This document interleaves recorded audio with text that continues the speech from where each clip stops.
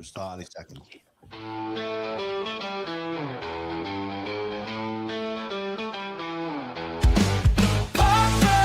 Let's go, Tall Boy Radio Show. Voices loud, you know, feeling that late night glow. Stories flowing fast, riding on this broadcast. Memories, they will last. Raise your glass up high. Turn it up, it's time. Tall Boy on the line. Loud breeze, they will last. Raise your glass up high. Welcome back to episode 339 of the Tall Boy Radio podcast. And as we always say, who knows where it goes when the beer flows? Well, before we get started, I do need to say, if you hear anything during this podcast or see something that doesn't sound right, see it, say it, sort it. Sort it. Guys, how you doing, dude? Yeah, I'm okay. And look, without giving too much away about this sort of episode, I'm really looking forward to this. Some guys that we're good friends with sort of paid us a visit. Unfortunately, I wasn't able in person to see them, but I'm really looking forward to just listening to the tales, listening to them recount their sort of stories of visiting the UK, and I'm sure there'll be some real good laughs along the way. Indeed. And Andy, it's been a while since you've been on the podcast, dude. Yeah, I can't remember what the last one was. Was it with Ryan? No, it was the world's strongest beer. Oh, yeah. That's how it went. I can remember that one. Yeah. Well, talking about some beers that we've been drinking over the last week or so, because as you're well aware, we've been on a UK tour, starting down in London, heading up through Windsor, Oxford, Stratford-Upon-Avon, York, and Edinburgh with these two gentlemen. And hopefully Kevin will be joining us at some point. Well, Beau, Ron, did you want to say hello? Tell us a little bit about yourselves. Go ahead, Beau. Hey, Beans. Almost a week back. Tomorrow will be a week back from home. From the UK, and this is my first beer, so I had to detox just a little. So we're gonna have a little bit of Pabst today. So cheers. Nice. Cheers, indeed. I'm Ron, and been just had a great time over there in the UK, and I drank a beer last night at church. Funny as funny. We had a casino. Of course night. you did. We had a casino night at our church, and I had a beer there. But I didn't have to detox as much because I didn't drink as much over there. But still had a wonderful time. So, yeah. Amen. Yeah, it was. It was a really, really good time. And I probably should have detoxed, but I haven't. So the Jack Daniels you bought is gone. Hey, can I mention one thing real quick? Of course. I just want everybody to understand that Beau is a Dallas Cowboys season ticket holder. So. I mean, as long as we're telling lies on each other, Ron is a Dallas Cowboys season ticket holder. And that'll get you in a lot of places as we discussed. Absolutely. Oh. But not Buckingham Palace. So yeah. No. So late in May, Thursday around the 20th, I think it was in May, we headed down to London. We all met up at Euston Station. And that's where the adventure began, didn't it? How did you guys find London? By a plane.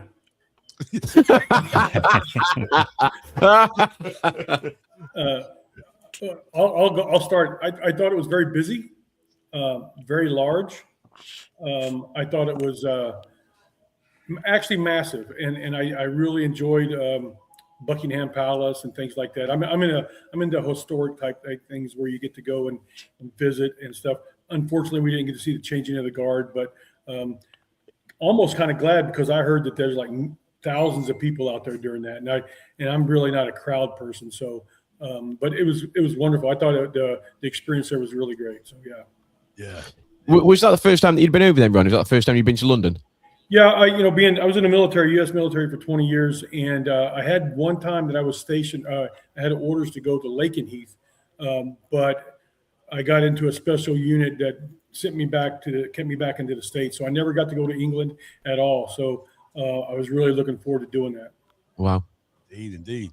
And Beau, that wasn't your first trip to London, wasn't it? The last time you came over here, which you worked out was 4 years ago, you headed down to London, didn't you? Yeah, I did. My brother actually took me over there. I didn't spend a whole lot of time seeing stuff. This time, we spent almost 3 days there, and I can't tell you about the walking we did. And but I'm going to tell you, it was. We don't walk in Texas. Things are too far away. So it was an eye opener trying to get around, but it also helped keep my weight down a little bit. So that was good. Yeah. Oh no, yeah, it definitely helped. And like I told these guys at the start, like Beau had a very romantic idea of what the trains are like in the UK from the one experience he had when we were over here. And I did warn him. I said, by the end of this trip, you're going to hate trains. Yeah. How did you find? I mean, obviously, loads of people they come, and I don't know whether or not you've been into sort of big cities elsewhere, but how did you find sort of the underground, the hustle and bustle, and actually genuinely sort of getting your way around? Did you find it okay, or was it very sort of was it quite claustrophobic for you guys?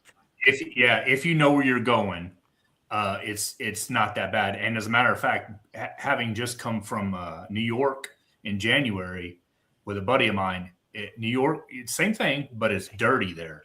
You guys keep it clean over there in the UK. And so if you know where you're getting on, you can get around. So I really enjoyed it. I actually made that comment to Beau. I think we were still getting right after we got off the plane to try to find Adam and Kevin, but it was very clean. And they had people outside where the trains pull up, telling people to stand back and things like that. So they make a concerted effort. You guys make a concerted effort to make sure people are safe in there. So I actually told that to Beau early on. So it was kind of clean. And I've been in New York too. And those places, man, not a clean area. So yeah.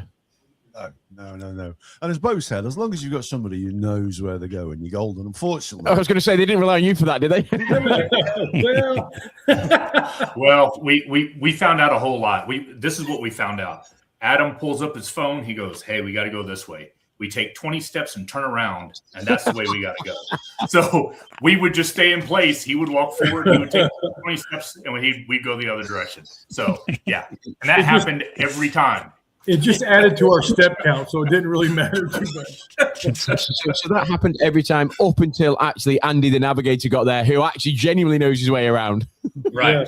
Yes. We didn't pull a phone out. When Andy got up to York, he was at York, we never had to pull a phone out after that. Yes. Ever. I think he had been there earlier or something because he knew where all the pubs were at by just remembering them. So I don't know. Yeah, that definitely wouldn't surprise me. I was really excited, so I did a little look. Well, I've been there a few times, but I had a little look-see before I arrived. And then I got there a few hours early as well, so I had a few samples while I was waiting. So one of the things, and we'll get a little ahead of ourselves, but while we're talking about trains, a couple of people got left behind in Slough, didn't they?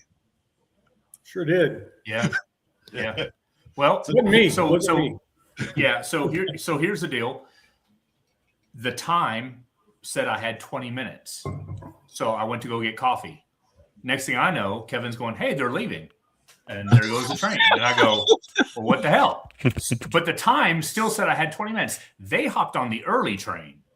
Now, I'll tell you, I heard Gaz about all this shit about getting I'm telling you right now, I think it's the other way around. I've been saying it for years, but honestly, nobody believes me. But thank you very much, brother. No further questions.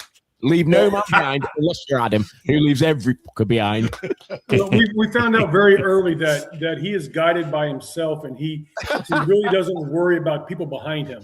He luckily, in my standpoint, when I was right behind him, and he said the next train. He kept saying the next train, and I'm like, okay. So I look back, Kevin's there, and I see Adam stepping onto the train. I'm like, I thought it was the next one. I just went right behind him. And then when Kevin goes, "Beau's in the," I'm like, well, gotta go.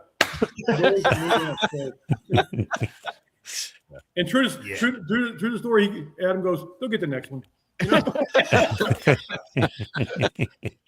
Well, we don't know how they work. We don't know one runs every 20 minutes. We don't know all that shit. If so, I wouldn't worry anyways. As long as I have a phone and Uber, I'm going to get to where I need to get to. So and I was like, oh, screw it. And next thing I know, I'm like, our train doesn't come for another 15 minutes. They went on the wrong train. And I even told them when I met up with them, hey, dude, I think you've been screwing Gaz over all these years, man. You did say that. It was just like to recount the story. I was just like, he messaged me and he goes, dude, where are you? I went, I'm on the train. And he went, dude, I said, why were you? He went, well, I'm not on the train. I got off. I was like, oh, thanks very much, pal. You know what I mean? There's more to it than that. There's more to it. Yeah. So I mean, that one was on me a little bit. I'll take it. I'll take the blame for that one, definitely. But yeah, it's one of the things that I never realized I did. But I know Andy said it before. Like normally when we go down to the NFL, me and Gaz will get off a train and we'll just start walking. Normally left, and like I'll be following him, and he's following me, and then Andy leads the right way. Was it the last time we went and we got near that brew dog and me and Gaz stood there? We watched you cross over one road, then the next road, and then you came back like 5 minutes later. We're like, what's going on here? Like, we're going over there. we literally, me and Andy stood still, and we basically between us, we were like, we'll just leave him. Just let him go. He'll be fine. And he walked across the road on his own. And it's almost like me and Andy just waving him by. And then I don't know what it was about 10, 15 seconds later, he comes back, turns around, comes back the other way. It's like, there he is.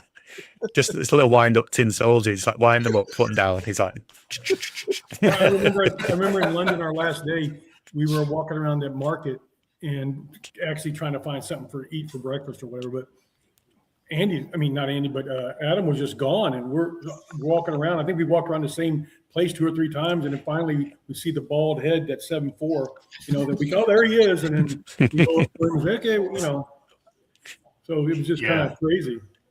He walks off for everything. It's not just trains. It's whatever. It's everything else. You turn around, he's gone. That's it.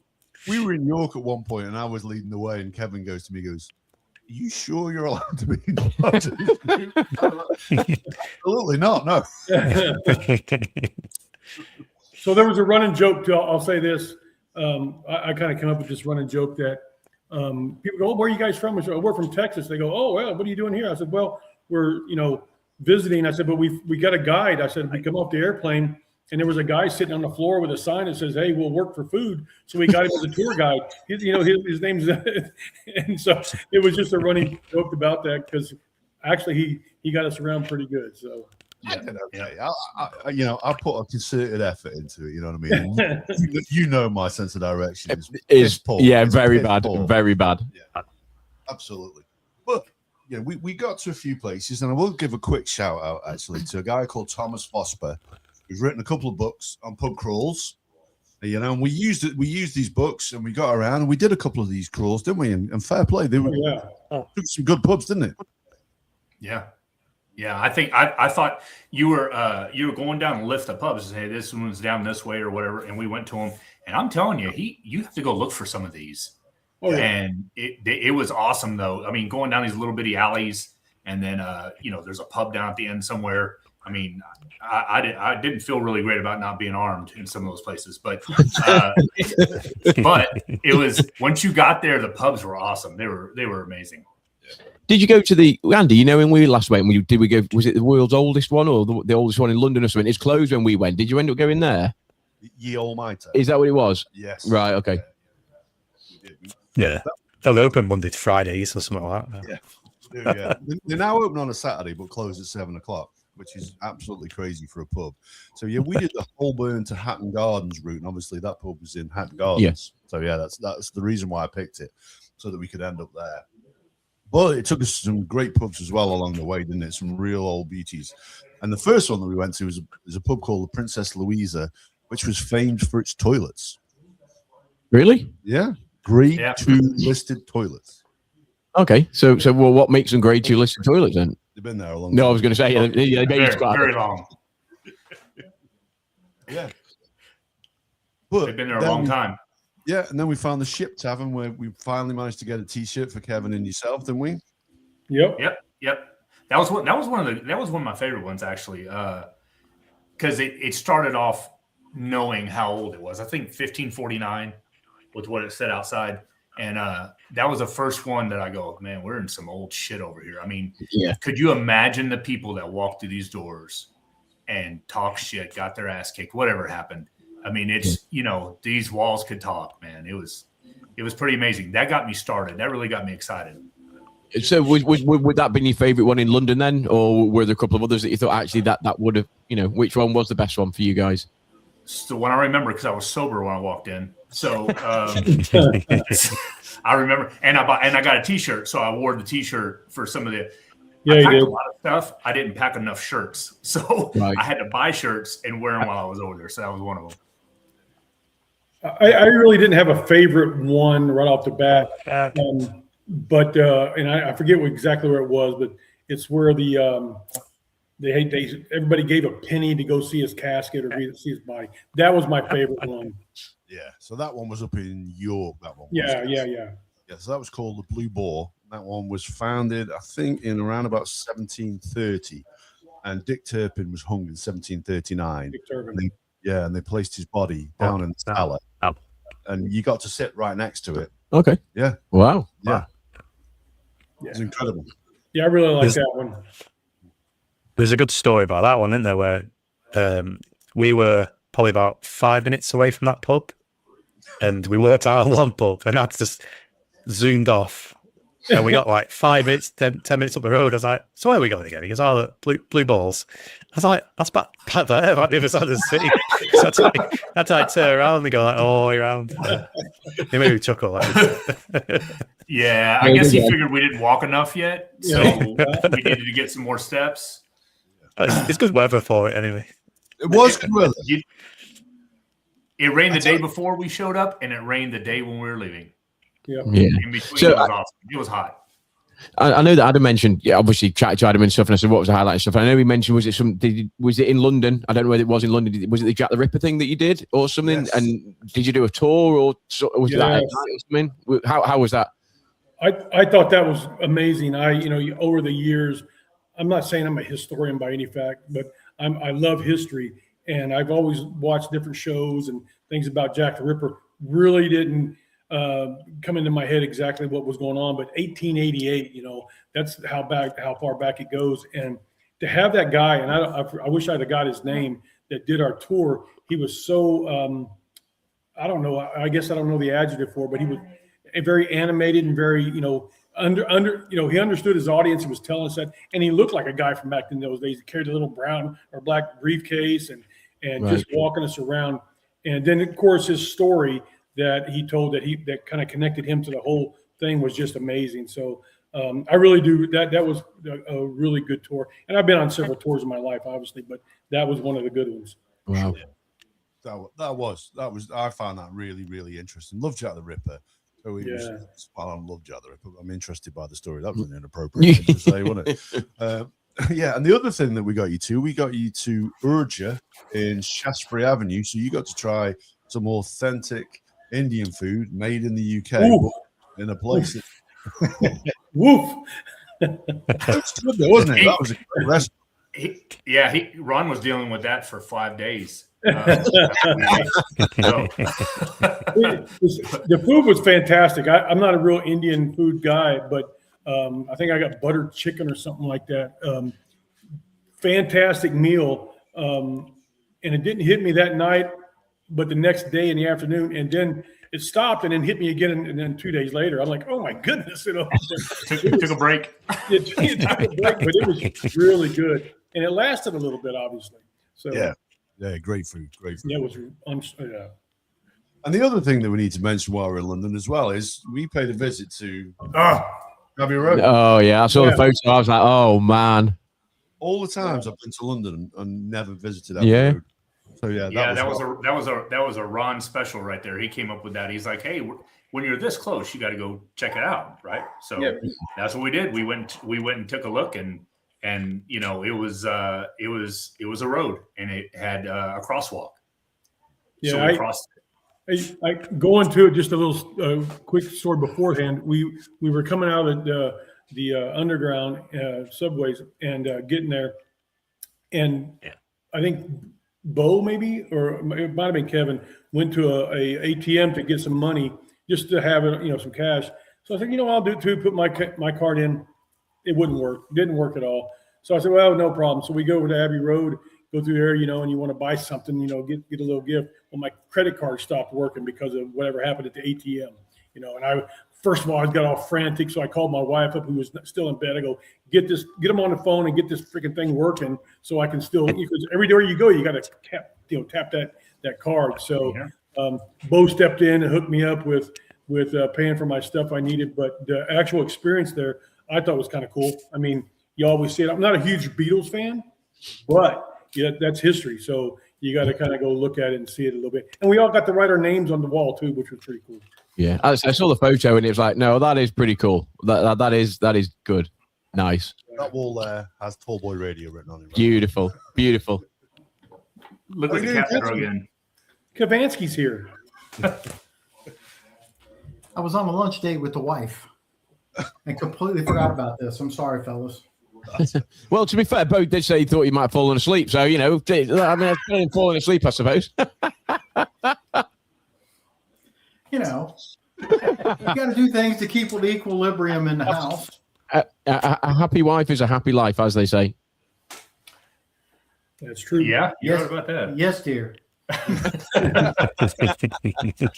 So the only thing that we haven't really covered off about London then is the place we stayed, which, to be fair, pretty good location. Even when we first arrived, it looked a little bit questionable, didn't it? That might It looks sketch. It looks sketch. Yeah. If we didn't pay so much for it, I would have went, hey, man, maybe we go somewhere else. But inside was fine. We didn't cross any bodies or anything when we were going up the steps. But yeah, it looked pretty sketchy to begin with. But outside your window, what were you looking at?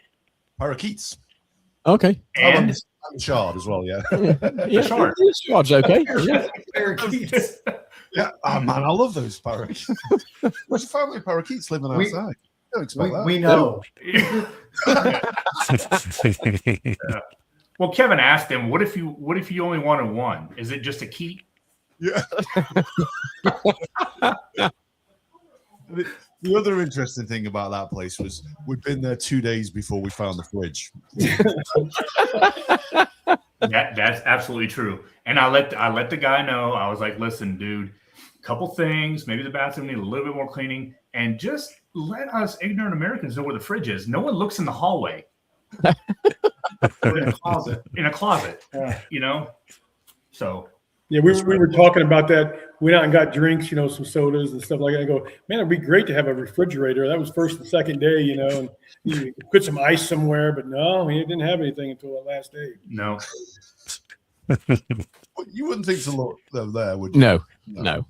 And then after that, we moved on to Windsor, where we visited a few breweries, got Kevin a couple of T-shirts. Mm-hmm. And I'm going to tell you, I think that's where I had the best beer of the trip there. So we went to Indie Rabble Brewery, which is under the Arches. And I had a raspberry stout, which was incredible. Raspberry pastry stout. ABV?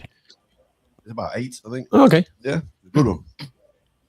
What were your guys' thoughts in terms of sort of the beer? Did you manage to sample a couple of the UK beers, or was it just a case of just sort of almost drinking what you knew, or did you actually try to sort of sample quite a few? We'll start with Ron. Ron, what did you drink?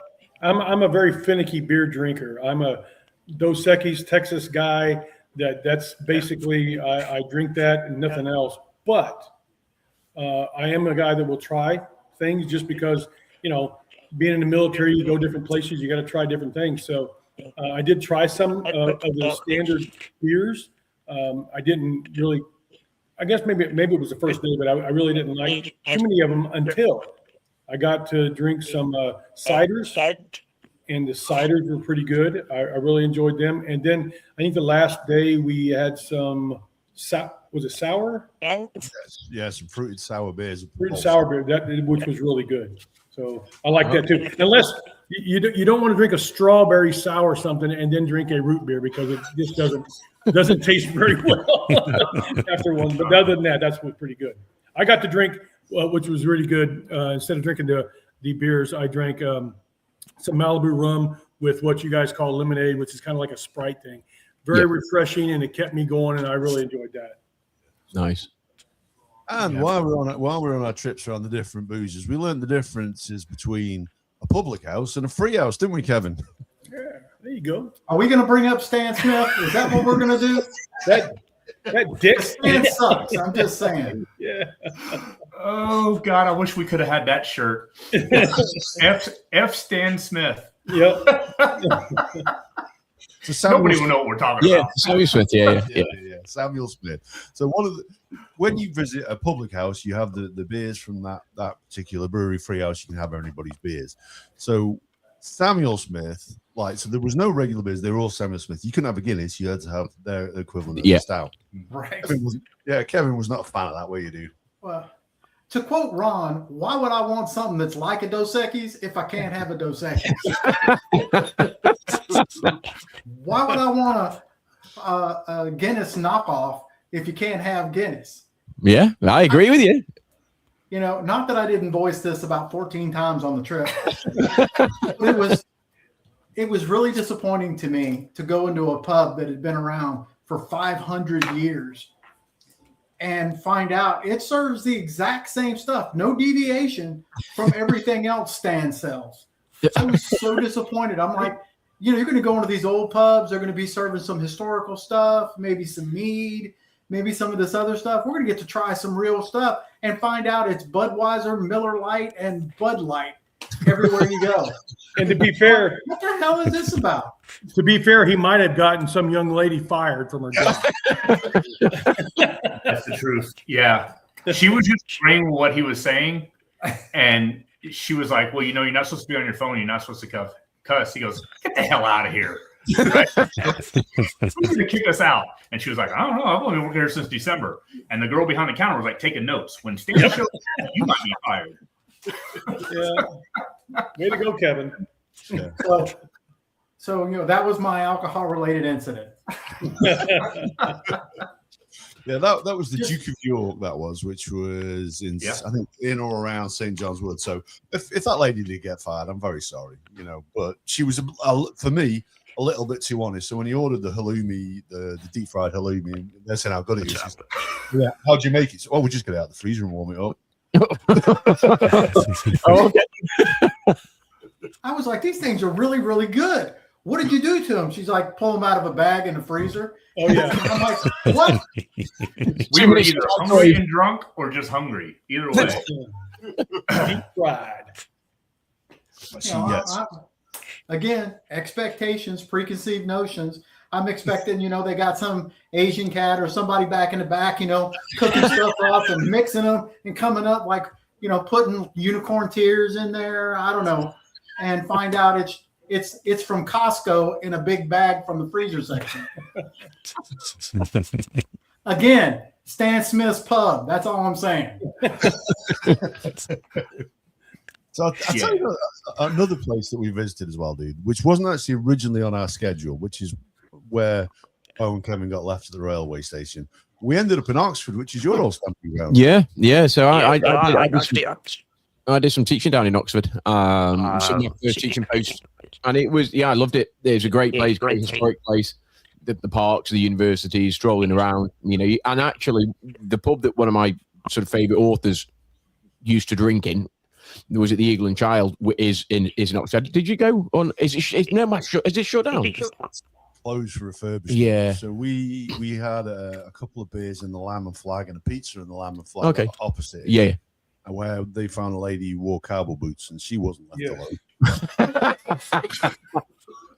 Well, Kevin noticed. He goes, she bought those boots used because they've been worn out too much and they're not wearing those kind of boots over here. So he asked her and she goes, oh yeah, I bought these. They were already worn in. And he goes, The only thing more surprising and more Florida Georgia line, or maybe Marty McFly from Back to the Future, was the country bar that we went to that one night in York.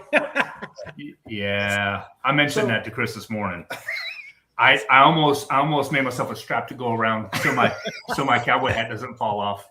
Yeah. Get a little head. Sorry about that. No, it wasn't very. He was very honest. Yeah, she was very honest. She said she's got a pair of Justins or Arias. Yeah.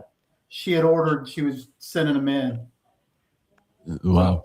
So what did you guys think of Oxford then? Because obviously it's I suppose when people talk about England, the quintessentially English city, it's very green, it's very university based, very prestigious, the observatory and everything else. So what did you guys think?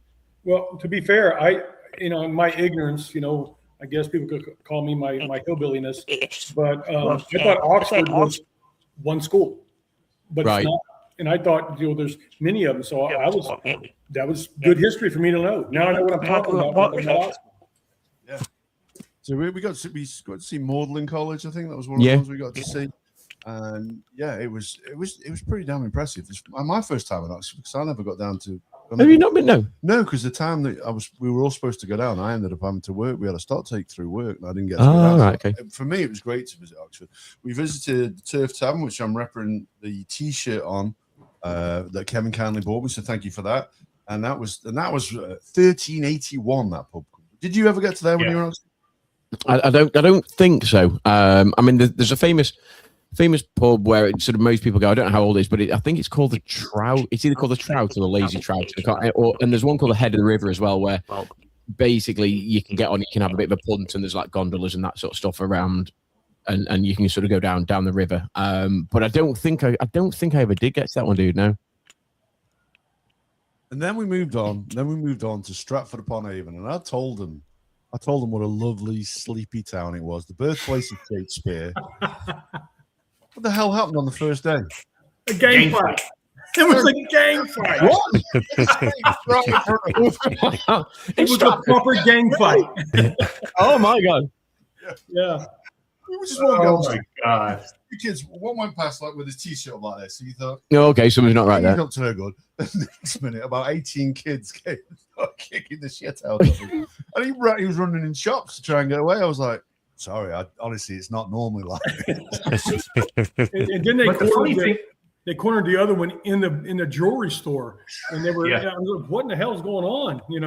This calm little. But Ron and Adam were still walking towards that. I said, hey guys, how about we hold up a second? Like, if they come over here, we get in a circle and we fight our way out. But let's not hop into it. You know what I'm saying? I mean,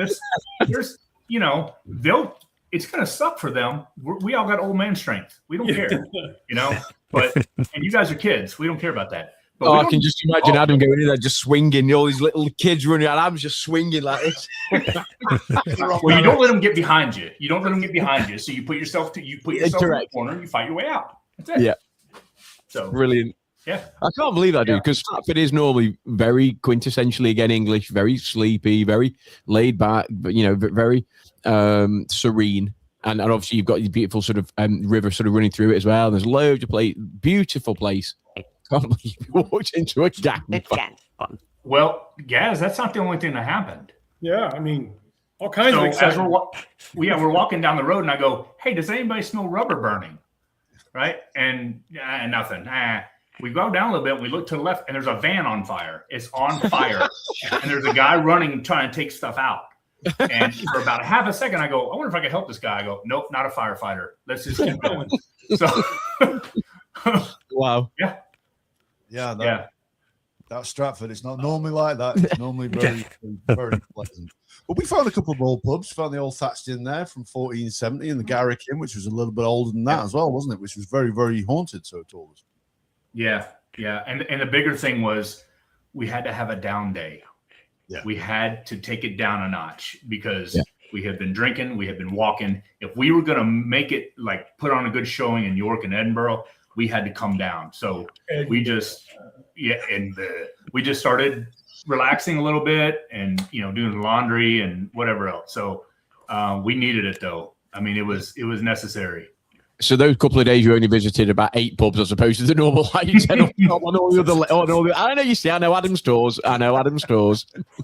Well, Kevin kind of ticked off the owner of a proprietor of one of the pubs when they had a game show night or whatever, and he started inquiring about it, and she didn't know what he was talking about, and it was just a whole big mess. So Yeah, he was talking about, what are the prizes and everything, and she didn't want to reveal anything. And we're like, hey, look, if we're playing by ourselves, do we automatically win? I mean, what do we win? Do we win beer? I mean, what do we win? So she wanted us out of there pretty quick. So they're like, we're out. I sort of get the feeling now. Kevin is just a straight old guy. He'll say it as it is. Exactly. Well, I met that woman at the Garrican. Bought her a drink. Felt bad for her. How do you get a non-alcoholic gin and tonic? Yeah, make it a double. And a double. I was like, what are you doubling? I'm sorry. Could I get one more piece of ice? What? I was like, you know what? I feel bad. Let me go ahead and buy you that drink. Because you shouldn't spend your own money on something like that. Bless her. She's still telling that story about you now. I guarantee. But we got some pretty good steaks. Well, you guys did. I don't eat steak, but you got some pretty good steaks in. Oh, yeah. Wow. Yes. Oh my God. Right. Yeah. Remember You can't get one like that around here. Yeah. And when I mean around here, I mean Floresville, not San Antonio. Not Texas. Yeah. Everybody would ask where we're from. We wouldn't say the U.S. We'd say Texas, and they go, "Oh, Wow." oh. Yeah, whole different place." Yeah. But the steaks were really good, and that sauce they had was amazing to go with them. So I don't think that we all talked about it afterwards. That the young lady that was serving us, she wanted us to get us out of there pretty damn quick because not that I don't think we were too outrageously over the top, but we did have a little bit of alcohol on board, and it got a little. We're wearing shorts, t-shirts, and ball caps. Yeah, and a very nice restaurant. It was a very nice. We're loud Americans, I was just going to say you've got a 6'6" guy, and then you've got three Americans in there, probably with the greatest respect, probably not dressed for the venue, and away you go. Right. Well, you automatically screw up when you sit us down. I'm saying. Yeah, that's on you. Should have stopped us at the door. You could have stopped the whole endeavor. Hey, there's some Fritz stands down the road. Nope. They put us in a chair. Yeah. That's on them. It was in the back, though. It was all the way in the back. So When no one else was at that point. You get the whole package. Man. It was good food. I had the Wagyu beef burger. My God, it was good. It was nice good food in there. Yeah, incredible. Oh, we had oysters to start, didn't we? I vaguely remember dinner. I'm about to say that was 3 old fashions in. I don't remember that at all. Well, Beau tipped the waitress. I don't know, 10 pounds or something like that. 10 pounds. What it was. And she was like, "What?" So yeah. But that's every time I tipped. To be fair, every time I tipped, I said, I realize you guys don't tip over here, but you did a great job. So I want to give you this. And it was like she was making her car payment or something. I don't know. But really, I was going to ask how it wasn't 10%. Oh, really? Because I know you, Beau, obviously, in America, it's a culture and stuff. But how did you find it over here, sort of not tipping as such, or not having that sort of culture of tipping? Did you feel you should have, or did you feel if ever you didn't, it was wrong? I'm not going to say this in a bad way. Things are expensive, and they're expensive for a reason, because you're paying the staff livable wages. Now, whether or not you're doing that or not, it doesn't matter. If you're getting good service, if people are going out of the way to help you, I think that they should get something else. That's my personal opinion. Now, the United States has taken that way to an extreme. If you're getting a to-go order, they'll spin that little credit card thing on you, and it'll start at 15%. And it's like, I'm not. Oh, you're supposed to give me this. This is what you're supposed to do. Yeah. But over there, every time something came up, it came about twice where it said tip, they pushed no. They did. They pushed no. Yeah. Right, and I was like, oh, okay. Yeah. Right off the bat. So we got out of if you go above and beyond, you should get something. We got out of the train station there. I think it was in York, where it was we were fighting over a cab or which one we were going to take, because they were all in line, and we knew we were big guys with big luggage, and we weren't going to fit in one of these little small things. And the guy in the back goes, "I can't do it unless the other guy tells me I can." And back and forth. So the taxi driver actually got out, walked to the other guys, argued our case, we all got in the kind of a van type thing and went to the Airbnb. And when I got out, so I paid for that one. I said, "Hey, put a tip on there." And he goes, "What?" I go, "Dude, Really? you put a tip on it because you fought for us, man." He goes, "Okay." And it was like he, wasn't ready for it. But that's to me, Wow. it was great. So It's really interesting because obviously I went away. I'd love to have seen you guys, but I was away with 7 other guys. So there's 8 of us, and there's a couple of the guys in the 8 that are really vehemently against tipping. And it's like, well, why? They're just doing their job. It's, people are just, and there's a couple of others, me being one, I would always say, similar to you, Beau, if they have gone over and above and they have, they've gone out their way to make sure your drinks are always there and they've made sure that you're comfortable and this, that, and the other, 10% is about right for what we would say over here. Last time I went to San Francisco, there was like, it started at 18, it was 18, 20 or 22%. Then you've got your state tax and you think, fudging hell, this is expensive. But so we're not like that. But I would always work about 10%. But the guys that I was with were vehemently, no, we're not tipping. Absolutely not. The guy literally just poured us some pints and brought them over the table, and that's it. Like, why are we giving him extra for that? And I sort of get it. But if you do feel as though you have got decent service, then I'm not against it. Well, I'll tell you, and Beau and I experienced this right off the bat once we get back to the States. You could see a definite difference between the service you got in England than when you got into Philadelphia, guaranteed. Really? So, and we mentioned it to each other, like, yep, we're back in the States now. So, there you go. Yeah. Yeah, I've been to the States many, many times, and there is a definite difference. And I have to remind myself in the States to tip people. You know what I mean? It's Yes. one of those things I need to put some money down here. Oh, because over here, it really, really isn't a thing. It's not expected.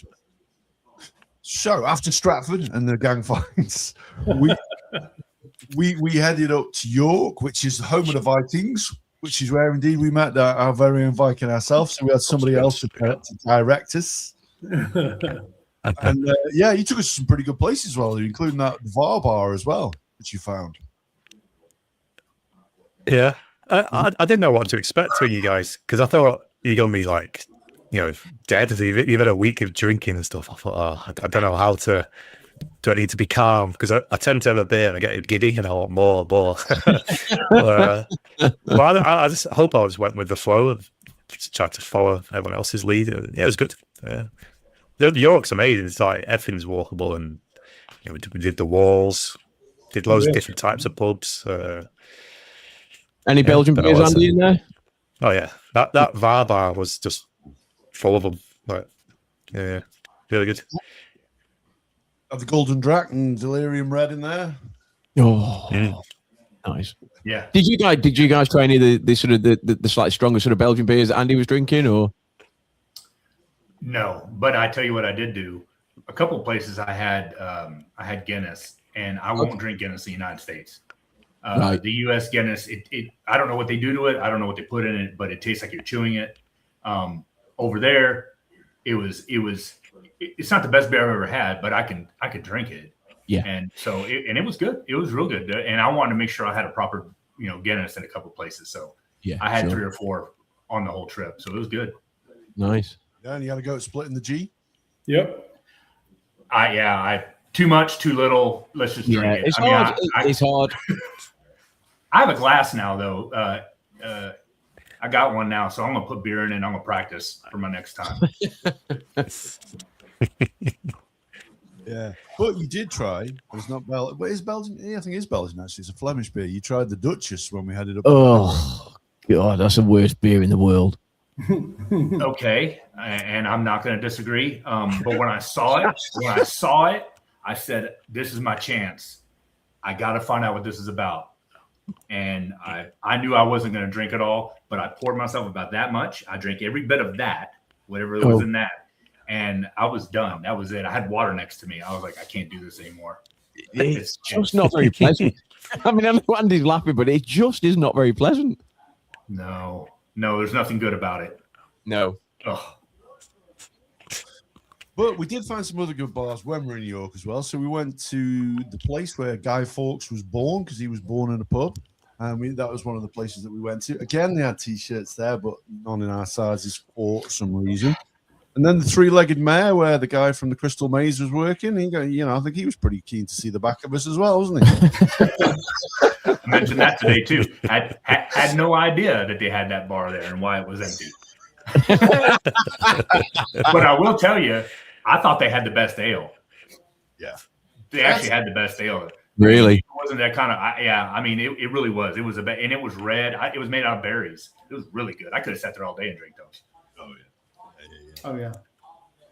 And then we visited there. We visited Ye All Star Inn, which is the longest licensed pub in York. Okay. And we took a trip around the walls. If you guys hadn't walked enough, I took it around the walls. That was actually pretty cool. Yeah. That was, and just to let you guys know, Andy and I we were kind of bringing it to rear, and we had some good talks about that and walking around there, and I really appreciate that. Andy's a really good guy, so it was great to meet you, Andy, for sure. It's the only place I'd have been in the whole of York, I think, as well, on that wall.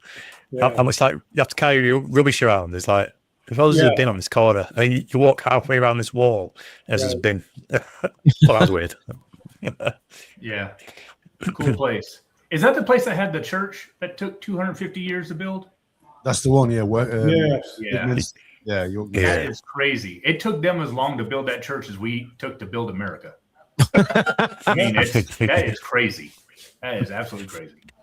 Well, not just build it, but start pulling it back down again. That's another story. Depends on who you're talking to. Depends on who you're talking to. Yeah. But yeah, so we visited York Minster, which they started building, I think, in around about the 1200s, and they finished around about 1470. But it's a phenomenal building there, isn't it? It's phenomenal. It's beautiful, yeah. Yeah. I just wanted to look at it. That's all I wanted to do. I just wanted to look at it. As a matter of fact, when I was standing there, I was just looking at it. I was got a story there. Come on, you got to tell the story now. You can't do that. What's that? Yeah, it was it's a guy on like YouTube, and he plays these different characters, and he does one where it's I just want to look at it. I just want to look at it, and we show that to we show that to Adam, and we spent about an hour and a half getting drunk watching every one of the videos. It's just oh my god. So I mean, obviously speaking to Adam, and he made a comment right at the start of this podcast, and there was obviously the announcement on the train. So was that something that just stayed with you guys literally throughout the whole week? Oh, yeah. Where did it originate? How did you guys perceive that? Well, on the train itself, when we're standing out there on the what do you call it there on the outside of the train, the platform. Yeah. First of all, we saw these signs about pigs and how your country is killing pigs, and we're like, really? I mean, is that the sign everybody wants to put out there? And then you get on the train, and this voice comes over, very pleasant voice, very she's probably a beautiful voice. It's probably AI, but it says, if you see something, you see it, say it, and we'll salt it. And it was like unbelievable, and it was just over and over and over. So it was kind of funny. So it became a theme thing. So. Yeah, brilliant. And I really could have used more of the Mind the Gap, because I didn't so much, and my suitcase broke. The wheels fell off. So I should have minded it just a little bit more. I didn't mind it. Did you manage to get that back to the US okay then, all taped up with you? Yeah, I had to tape it. I actually had to tape the wheel back on. Yeah, cobblestone streets and pushing us. We're just dragging it. Yes, I'm telling you, we walked miles with these suitcases.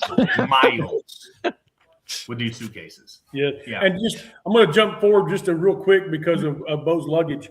We got into Philadelphia, going through customs and everything. We're standing at the place where the luggage is coming out, and he looks at his phone and goes, "My luggage is still in Edinburgh." He goes, "Yeah, my phone says my luggage is still in Edinburgh." I go, "Oh shit, that's not good." So I stopped. This is where you're back in the States, right? Young lady walking by, has got a badge in there.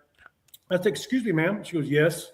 I said, "What happens if your luggage is still back in Edinburgh?" She goes, "What makes you think that?" I go, "Well, he's got air tags on his luggage." And she goes, yeah, well, they could have fallen off. And Beau goes, I put them inside. And she goes, well, there's still luggage coming out. And I said, ma'am, thank you very much. Have a good day. I mean, it was terrible. But we're back in the States, you know? Yeah. Wow. Trying to justify it why my luggage could still be in Edinburgh. I just wanted to know, do I have to put in lost luggage? Yeah. But it ended up, they came up, it wasn't picking up the air tag because it was down below, Okay. you know, whatever it was. So. That's just a Philadelphia thing for you, though. Serious attitude. Well, that's a good thing then. You didn't have your luggage left behind. That's good. No, amen. So after York, well, when we arrived in York, it had just been the Whitby Goth weekend. So there's some sights to be seen on the train station when we arrived. One of them will stick with me for a good long while. I will talk about it off air when the wife's not about. And then the day we left, Gay Pride. Oh, lovely. Yeah, I mean, that's why we booked it for this weekend, right?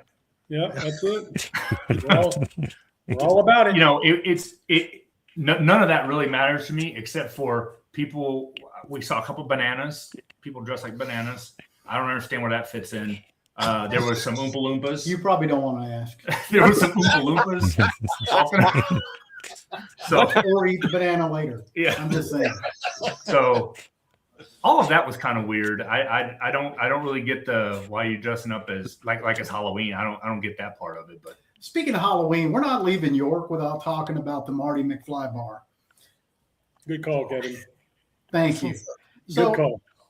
We've seen this country bar like the first day we walked in, and it wasn't open yet. Like it was not open at all.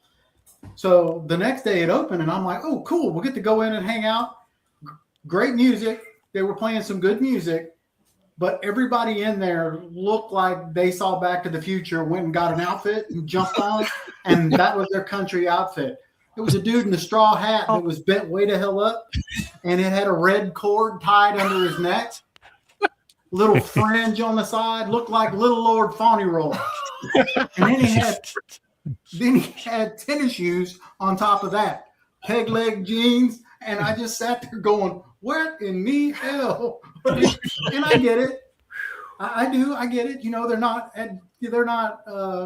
engrossed in the culture of, you know, but you would think that somebody that put together a unique place like that would have at least done some research and went, hey, let me get some Ariat shirts. Let me hook the guys up with some cinch jeans, maybe some boots, maybe something, right? I mean, and not that the average person over in England is going to know what the hell they're looking at, but at least when rednecks show up, we go, oh, this place looks like home. Well, there was that one. I thought Gay Pride started a day early. There was that one waitress, black girl. She was very, you know, she was completely in black, and she had a proper Stetson on. It looked like a Stetson. I don't know what type of hat it was, but it was a proper hat. And I stopped her and I said, ma'am, I just got to let you know, you're the only one in this bar that has the proper hat on. And she goes, I know. I bought it myself. I wasn't going to wear that shit. I was like, well, there you go. So the place is going to make a lot of money, though. They're going to make a lot of money. It was full. They went overboard. They put hay bales in there. They had like George Strait on the wall, you know, and 58 American flags on the ceiling. Yeah. And so they're going to make some money. Eventually, people are going to be like, hey, I don't know about this place. And they'll change the whole theme of it. Yeah. Well, I half expected Buck Owens and Roy Clark to just pop out from behind a corner and start picking and grinning. For those of you who don't know, that's Hee Haw. yeah. Was a show from the 70s and 60s. Yeah. He's Anyway, a picking and he's a grinning. Yeah. Oh man. So we when I arrived at York train station where we were headed up to Edinburgh, you've seen Dodgeball. Yeah. Yeah, you've seen the team like Big Daddy. Yeah. Guys mustaches like what is going on? Yeah, it was different. But we headed up to Edinburgh, and Edinburgh was the first time we'd got out of the sun for a little bit. You know what I mean? The weather was a little bit different. We met Andy up because Andy was staying in a different place. We met him up at the castle. We experienced a bit of rain, and it's the only literally had a shower. And then we headed off to Frankenstein's bar. What did you guys make of that? What do you guys make of Edinburgh? Edinburgh. I like Edinburgh. Yeah. That was my second time there. Not as impressed with the Frankenstein bar. You know, they kind of picked an idea and went overboard with it a little bit. Just saying. Yeah, I liked it. I mean, that's my second time there. I didn't really recognize it because they were putting the stands up for the tattoo. I guess it comes in June, and I didn't really recognize that part of it, and I didn't realize there was going to be 400,000 people there either. Had no idea the place was going to be. It was a herd of people coming down from the castle. I was like, oh my god, because last time didn't we do it in February? Yeah, or something. February. Yeah. So now it was. I guess it was holiday for everybody, so everybody was there. It was pretty crowded as far as that goes. I know when we got to the train station. Go ahead, Kevin. Go ahead. No, just it was a bank holiday week. Or kids were out of school. I had never been there before, so we got out of the train station, and I noticed everything was going down, getting in the cabs, and we were heading down and down and down. And the only thing I can think of is like, we got to go up this shit after. And but I could tell you that all the walking before that got us ready for that walk because it was all plateaued. I mean, you go up and plateau, and we were ready for it. We did it. I mean, that wasn't a thing at all. I think anyway. So hell of a lot of hills though, for sure. I mean, that walk is it the Royal Mile? Is that what it's called or whatever? So, you know, and you walk up to the top and you get to the castle at the top, and then, you know, don't get me wrong, you get to the top and then you look across and you see Arthur's Seat, and and it is stunning. It is absolutely stunning. But yeah, I take your point. It is a trek. It is a trek. Well, but it's a good one if you're ready for it too. The only thing is, I'm gonna take a jab at Kevin a little bit here. You know, we walked up it and walked down it, and then we walked back up it again because Kevin wanted to send some liquor home. So we had to go back up it, and I was like, okay. You're walking your butt off, you know. Oh, did you do the whiskey? Was it one of the whiskey places towards the top? Yeah, so rather than take stuff home, like, you know what I mean, because weight's an issue when you're on a plane. Yeah. Kevin found a place, or he asked him one of the places, you know, is there anywhere that ships it? And there was. We'd walked down, and it was back up again. But I mean, it was a great service. It wasn't all that expensive either, was it? But it did become it wasn't the Royal Mile anymore. It was a Royal 2.5 mile, which was good though. Yeah, but I must admit, so where we stayed, we weren't on the Royal Mile. It wasn't as far away as that taxi driver initially led us to believe it was. It looked like a terrible location, but it'd gone around for some reason or another. But yeah, we walked up it. I didn't think it was too bad until the day that I left, when I had to walk it by myself and take a piece up there. That was an absolute nightmare. Well, I mean, we all had Uber, and I'm going to tell you that was half my bill was Ubers, especially when you're stuck in a train filled with people with no seats. And you're stuck right next to the shitter, okay, with no air conditioning. And then the very next train has great air conditioning, great seats, and they cancel it. That's fun. That's fun. Beau, you're at the first class shitter though. Yeah, that is true. But we did have our own concierge. stood by the door, opening the toilet.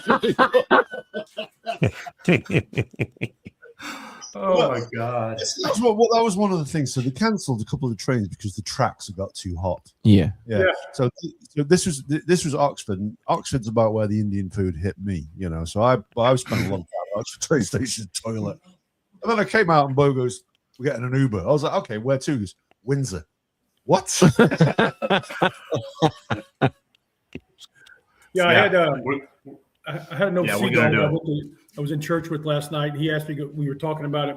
He's probably 78 years old, but he goes, "Did you get the Glasgow?" And I go, "No, we didn't get the Glasgow." I said, we just didn't get over there. And he goes, "How was the weather?" I said, "It was hot enough for the trains to stop." He goes, "Are you kidding me?" I go, "Nah, the trains wouldn't run, dude. It was so hot." So I don't get it. It's metal. I don't understand how things can get too hot where you can. I mean, Kevin said it best. Go through Arizona. They have trains all the time. Well, they had a van that combusted over there, right? Right? The van just started on fire out of nowhere. So that's true. Well, funnily enough, like one of the places that you said you wanted to do, wasn't it, Beau, was to go up Arthur's Seat. And when we were checking the news when we were in, I think it was in Stratford, Arthur's Seat was on fire. Really? Yeah. Oh yeah. A couple days. Wow. I guess had a barbecue up there or something, lit it, lit on. Yeah, and I suppose. So I was going to say, and I suppose if it has been hot and there's been a period of dry weather, the odd tinder here or there and stuff, flame, spark, whatever, I suppose is enough to set it off. But that surprised me. That does. Oh, took us by surprise. How the hell is anything in Scotland dry enough to burn? Ever. Yeah, I don't even think you need a fire department there. Well, you do at Stratford. Because the cars catch on fire. And you also need cops on the street, and they didn't have those either. So gang fights and whatnot. That's when Beau wished he was packing. He's like, "Where is? Oh man, I'm Just kills out a banana. Well, that's one of the It does help. It does help that most of us were over 6 feet tall, and you know we just don't look like we're going to take any shit off anybody, even though we probably would. Most of us. Thanks, Bob. But where they had the snowballs, you did okay there, though, Kevin. That paid dividends for you. Oh yeah. Where was that? That was in London, wasn't it? Oh, yeah, that was London. So snowballs, walls that they put up so that the rich folk don't have to look at scum like us. Right? Yeah, and that's it. One of the places, honestly, the door to get through was like that. Really? It wasn't a lot of fun to get through. Kevin go in through first and just sat there laughing. Yeah, Kevin filmed us going in with our arms out, ducking with our drinks like this. I didn't think I was going to make it. Well, that's what happens when you invite riffraff to come drinking with you. Well, I'm standing at the bar there, and I've seen Kevin go through, and I'm buying the drinks. So I'm going to be the last one. And I kept looking at that going, oh, my God. I got to walk through that damn thing. Because I got to fall back and everything. I'm an old dude. And I kept looking. Not realizing there's a door right around the corner from where we went in. And they're all laughing at me. I go through there, and Adam's looking at me like I'm an idiot, laughing at me. I'm like, I'm all hunched in there, Well, just as we were leaving, this guy looked like Jason Momoa was walking by, and he looked at the door, and I said, "Please don't try it." He goes, "That I ain't," and he turned around. That was great. Yeah, he was a big dude. He was a big dude. So yeah, we hit some places in Edinburgh as well. We found I know that Thomas Vosper's got his book coming out soon, so I'll give him a shout out about that. And we visited a lot of the pubs that he was going to visit on there. We visited the World's End, which is famous for some murders there. We visited the Halfway House and a few other places like that. We had a really good night out in Edinburgh, and we found that the vintage pinball place as well by accident. Literally.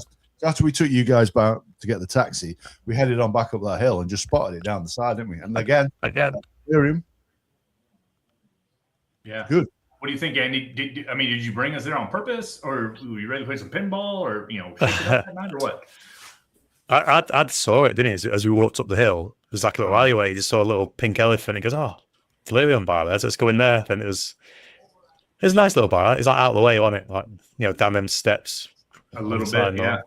You better know where you're going around there too, man. Those they only give you shoulder width to walk in some of those alleys, but at the bottom of them is something nice usually. Really nice place to hang out. I don't know what it's like in America to a certain extent, but you go to, let's say, London and Edinburgh and York and places like that, very historical places, and you find a lot of the best boozers are almost slightly off the beaten track. So you will have to walk down an alley, walk down a couple of flights of stairs, turn left, turn right, go under the cave, and you're there type thing. And if you don't know about them, you're probably going to miss them. And I don't know whether that's the same, in your big US cities as such, but they're definitely sort of tucked away. And you do need to do a little bit of research just to try and find them. Once you do, it's great and it's an amazing experience. But I don't know whether you guys have that in the States at all, but over here it's definitely something. Yeah, I'm sure up in Boston area where it's a little older or whatever. And I kept saying about in New Orleans there was a place called Lafitte's, and it's an old pirate bar from back in the day, and it was one of the places that didn't burn down when New Orleans burned back in the day. Okay. So it's one of those places. It's like that, but everything we touched in the UK is history, and that was the reason why we went. We went there to kind of honor that history, to kind of see what's going on. Every time we went into a place, the first thing I thought of was, man, how many people walk through these doors? How many people have, And that's the kind of thing when we were walking around the wall, you know, thinking, you know, how many guards were up here and what were they looking at out there, and just, you know, there's so much history, and that's what this was about. All three of us are into history and we love it. And the trip couldn't have been any better. I mean, it was planned as much as it needed to be planned, and the rest of it was, let's just get where we need to get to. Yeah. It was an awesome trip, you know. And like you say, I mean, a big part of history of pubs, because they're really important to the part of UK culture, aren't they? You know what I mean? They're a meeting place, not just a place to drink beer. It's good you can do that there, but you know, you do get to see a little bit of history when you go in these places. We drank in the city of York, in London, which was Dylan Thomas used to hang out in there. We drank in a place where Shakespeare made very well about a beer. His good friend used to drink in there. The place in near Borough Markets that we went to that first night, I think Charles Dickens used to drink in there. You know what I mean? So all big parts of history, dude. Honestly, it was incredible. But just a couple of last things I want to mention about Edinburgh. Ron, what did you make of haggis, just out of interest? Because I know Beau's tried it before. What did you make of it? You know, I was a little hesitant because, you know, the whole thing, and over here you have the menudo that they eat, the Hispanics eat, which is the intestines and stuff. So I've had that before. It's a different texture eaten like that. So when you guys were talking about haggis, I go, you know, I'm ready to try anything. So of course Adam is sitting next to me, and there's a big mound of it. And I said, do you mind? You know, I don't like reaching into somebody's plate. He goes, sure. So I reached over there and I actually set it down on my plate, on my fork, just for a second to look at it, because I just wanted to look at it. And would you look at it? But anyway, and then I picked it up and I put it in my mouth and I go, this isn't bad. I guess it's about how you prepare it. And I think that's the bigger deal. I would have liked to have a little spice to it maybe, but the actual taste of it and the texture was fine. I thought it was fantastic. Yeah. It's good. It is good. Because it's just so. I'm surprised in the way when you said it, you wanted a bit of spice, because it can be quite peppery. It was peppery, but yeah, some Frank's hot sauce on it. Oh, okay. Yeah, something like that. Yeah. And it reminds me of boudin from Louisiana. I mean, that's what it tastes like. Boudin. On a sort of. It was pretty good. And then the other place I want to mention in Edinburgh, we mentioned before, Weevolts, where you guys all got to try. So this is one of the beers I drank while I was there. I picked it up, the Berry Trifling. It's good. Really good beer. Yeah, I didn't think I'd like sour beer at all, but I was so full. Everything just fills you up over there. I was so full. I had to walk. I had to walk up and down the road a little bit and just kind of walk it off. So sour beers aren't that bad. I mean, it was actually pretty good. You just can't make a night out of them. No. Well, you know, you need like one real beer in between a couple. Yeah.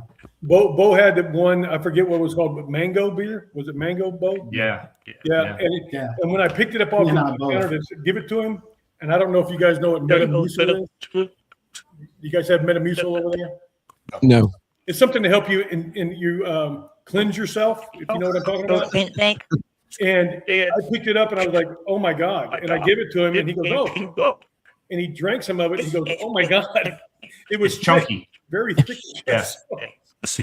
But it was good. I had to finish it. It tasted so good, but it filled any space I had left in my stomach from that food it filled it up immediately. I was like, oh my God, I can't do this anymore. Yeah. And like I said before, do not try to drink strawberry anything sour and then drink a root beer sour. They don't mix. Yeah. Just don't drink sours, because they're not very pleasant. Oh, they're good. They've had a couple of sours. Really Wrong. They were good. They were good. They were pretty good. So just before we close out, then we normally wrap these things up round about the hour mark. We'll go around. What was your highlights? What did you enjoy most about it? Guys. For me, it was I would say York was my favorite place to visit. I will say this, and I know it's touristy, but Buckingham Palace had me mesmerized. It was, you know, how many people drove their carriage up here wanting to speak to the king back in 1400, you know, or whatever. Yeah. So that had me mesmerized. But York as a city, I would go back there and spend 3 or 4 days just in York. and then start going north. I mean, York was an amazing place. And that, for me, that was like the best city with, you know, over 300 pubs. Wow. Yeah, York's what I said to you guys when we first started. York's one of the places I'm most excited to take you to, because obviously I knew Kevin had been to Edinburgh before, Beau had been to Edinburgh before, but York, I don't think any of you guys have gone. I've been there a few times. Andy's been there a few times. We got to meet up with Andy there as well, which is also a bonus. And you know, I knew it was going to be a pretty cool place. What about yourself, Kevin? The smaller towns, Stratford, Windsor, I like the smaller ones that you could go to an area and you could just see. You could go to all the bars. You could go to 5 or 6 bars, and they were all within, you know, a mile of each other. So that was really nice. London will wear you out trying to go to historic pubs, because it's, you know, have a beer at this place. You're on 5 trains that may or may not be running. It's a crapshoot. Amazing Indian food. I do have to say that. The second night we were there, we had some great Indian food. But again, that was on the far side of town, because apparently there was a mix up in the address or something, and we ended up in the ghetto. And I heard Elvis singing over my shoulder. So we're over there, and then we figured out we're in the wrong place. Well, great. That's how every murder mystery starts. Street and Boulevard, or street and something. Court, yeah. Shaftesbury Road and Shaftesbury Avenue. Yeah. Yeah, 2 different places, dude. You know, we thought we were bringing a British guy who knew everything. No. That's the first mistake. Well, that we learned that after putting him in the lead like 3 days in a row. Yeah, well, actually, we brought a Welsh guy. He and I are just as British. We got the same amount of. Exactly. Well, yeah. My bad. But York was my favorite city. If I had to pick one, I would say that was probably my favorite. Inside the walkway, or inside the gate, I thought it was great. It really was. Wow. What about yourself, Ron? Well, I got a different perspective of things, because I've never been there before. And I'll start with just the underground and how, like I said before, how clean it was. But it seemed to me that everybody, especially in London, have just got somewhere to go, and they got to get there in a damn hurry, you know. And they're pushing you and passing you and stuff. And my thought process was, leave the house a little early. That way you ain't got to be, you know, late to something, you know.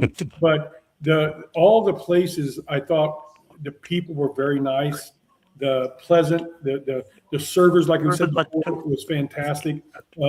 No rude people. And some people think that, you know, because it's the British people and their accents, and they're uppity. I didn't find that at all. I thought it was pleasant. And I really enjoyed it. Of course, I think along with these guys, York was probably the best, because it had a little mixture of fast pace, but nice places to go and to relax and stuff too. So I really enjoyed that.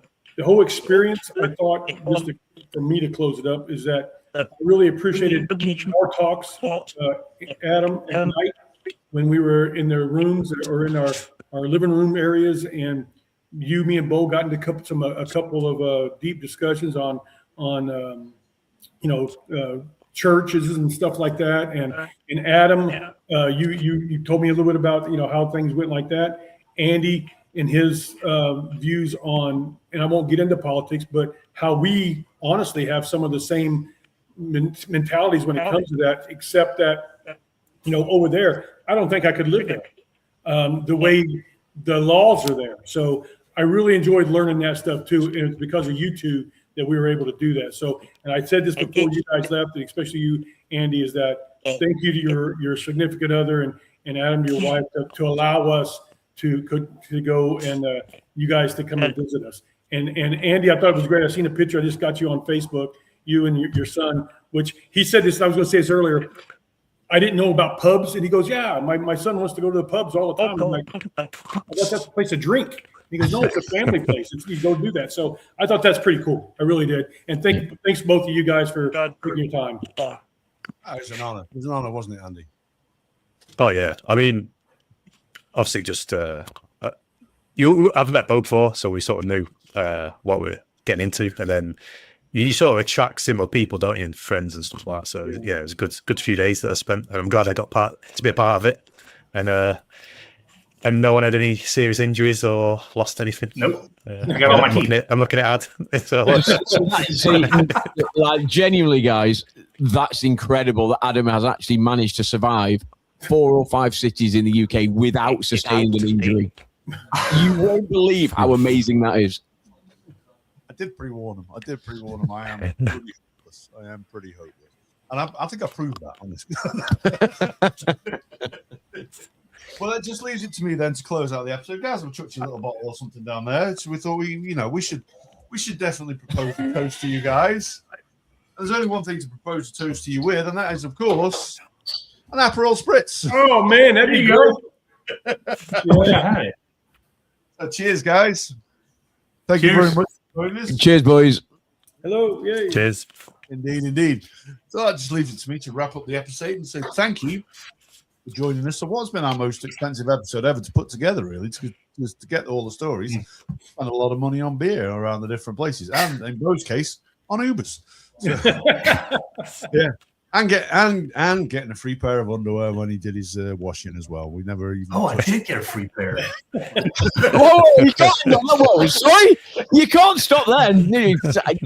Beau, do you want to extrapolate? Yeah, real quick. I went to go find a place that would do my laundry for me, and it was way out of the way. But I dropped off my stuff. They did on laundry, and they folded everything. When I got it back, I go, "Whose are these?" And they looked like they were expensive. Hey, I'll keep these bad boys. But no, it was an awesome trip, and like we said, maybe we'll do one in a couple of years' time. Because I know like Beau and Ron are getting serious about golf. So, guys, I'm not going to want to miss out on that. No. And look, guys, I've genuinely enjoyed this episode. I'm gutted I wasn't with you, and I'm gutted I couldn't have joined you. If I hadn't been away, I absolutely would have done. And I'm just looking forward to. Hopefully, it happens again, and if it does, I'll absolutely look forward to that moment. But yeah, it's been a pleasure just to be with you, just to recount your stories and stuff. And I'm glad you had a blast. Well, I'd like to invite you guys to come over here as a group.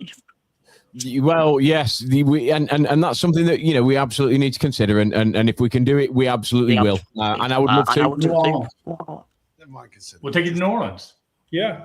The only place that I could think is comparable would be New Orleans for about 3 or 4 days. Yep. Yeah, you see, New Orleans sounds incredible. No. New Orleans. I have no idea where New Orleans is. You had a lesson on how to say it from that lady in that casino. New Orleans. Do you remember? Oh, yes, she was. Yeah. I don't want to recall that story then. On that bombshell, we'll say thank you and good night. Friends around the mic, kicking back. Alright. Day turns into night, podcast in the spotlight. Sipping on that brew, talking